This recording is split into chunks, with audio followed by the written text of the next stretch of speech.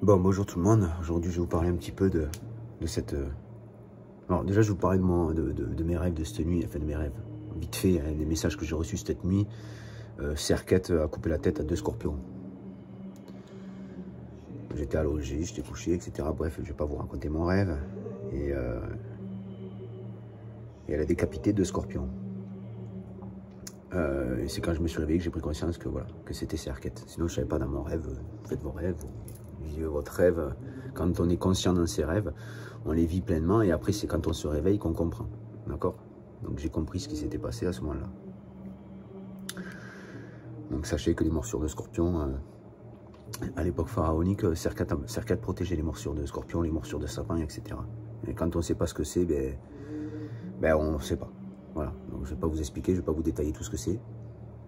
Mais c'est pour vous dire que je suis très bien connecté avec l'esprit des dieux, que je suis très bien connecté à l'esprit de Dieu, et qu'à l'heure d'aujourd'hui, j'ai eu conscience de beaucoup de choses. Vous savez, je parlais avec une fille, là, et je parle avec une fille en ce moment, avec une personne, et on en venait à dire à un moment donné, que moi je lui ai dit, je ne prévois pas ma journée, je fais sur l'instant, et elle me dit que quand on a des enfants, on ne peut plus improviser sa vie.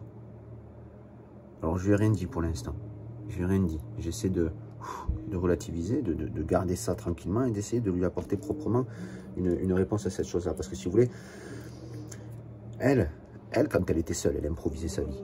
Encore une fois, comme je vous dis, on reprojette sur les autres notre façon de fonctionner. Elle improvisait sa vie quand elle était seule. Mais moi, c'est pas parce que je suis seul que j'improvise ma vie. Ah ben non. Parce que improviser sa vie, c'est quoi? Improviser sa vie, c'est la pensée. Cérébralement, on improvise sur l'instant. Allez, qu'est-ce que je vais faire? Non, on ne pense pas. Une personne comme moi qui est connectée à l'esprit de Dieu, au royaume de Dieu, au royaume du Créateur, je ne pense pas à ma vie. Je l'harmonise. Qu'est-ce que l'harmonique? Je ne pense pas. Je me mets en harmonie avec la vibration de mon corps, de mon cœur, de mon âme, de la journée. J'improvise pas. Vous savez, je vais aller sur un autre sujet, puisque c'est tous les sujets avec lesquels je suis censé vous communiquer ce matin. À un moment donné, on est rentré dans une discussion où je lui ai bien fait comprendre que je ne cherchais pas à être aimé. J'ai pas besoin d'être aimé, j'ai pas de peur, j'ai pas d'inquiétude, moi. Et non, parce que c'est l'homme qui s'isole de la création, qui a des peurs et des inquiétudes. L'homme est seul dans son propre amour, puisque c'est un amour égoïste, un amour isolé de la création. L'homme est seul, il est en dualité avec la création. Il se bat contre cette création, il se bat contre les dieux, il se bat contre la création. Il pense qu'avec ses calculs, avec ses nombres, avec ses lettres, parce qu'il a la communication, il a tout ça, il se pense plus intelligent. Mais est-ce que c'est toi, avec cette intelligence, qui a créé le corps, qui a créé ce grand tout cosmique, qui a créé la terre, qui a créé tous les animaux, qui a créé cette végétation? Est-ce que c'est toi qui l'as créé avec ton mental? Quand est-ce que l'homme va accepter de reconnaître à l'intérieur de lui-même qu'il n'est pas l'esprit créateur de ces choses-là? Et que la nature est la seule à pouvoir lui donner l'amour dont il a besoin, à condition d'accepter l'esprit créateur de cette nature. Il recevra alors l'amour créateur de cette nature. Et dans cet amour-là, tu n'es jamais seul. Tu n'es pas dans des peurs, tu n'es pas dans des inquiétudes. Tu es uni à la création, tu es à l'égal des dieux.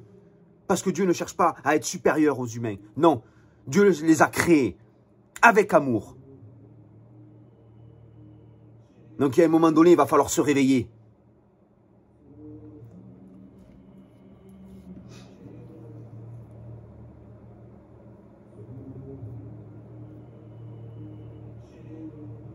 L'homme se plaint. Il se plaint, il dit il trouve pas l'amour, etc. Il est face à une barrière. Il est face au miroir de lui-même. Il est à fond dans les plaisirs. Il utilise sa tête, il utilise son corps uniquement avec sa tête. Le plaisir, le plaisir, le plaisir. Tout doit être plaisir dans sa réalité. Il est limité à l'esprit féminin de la création. Pourquoi? Mais parce que la femme est la déesse du plaisir. Il ne voit pas au-delà de la femme. Pour lui, la femme est la créatrice. Parce que la femme est Dieu. Ou la nature est Dieu. Qui vous a créé? Oui, la femme vous a mis au monde. Oui, le Père vous a donné vie. Mais aucun des deux n'est créateur de cette réalité dans laquelle vous êtes. Ou dans laquelle nous sommes. Aucun. Alors il faut un peu se réveiller.